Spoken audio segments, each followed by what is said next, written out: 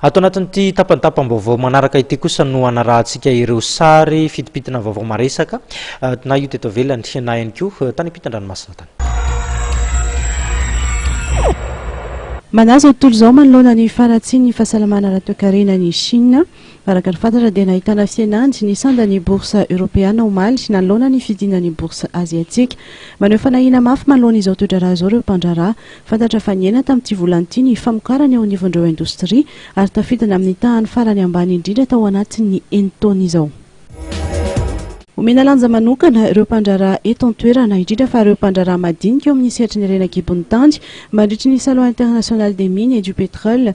Tanjona amin'izany ny fampahafantarana ny fahaiza-manaony izy ireo sy ny vokatra vokarany. Tokony sehatra iray ahafahan'izy ireo misokatra amin'ny tsena iraisam-pirenena ihany koa izany salon izany.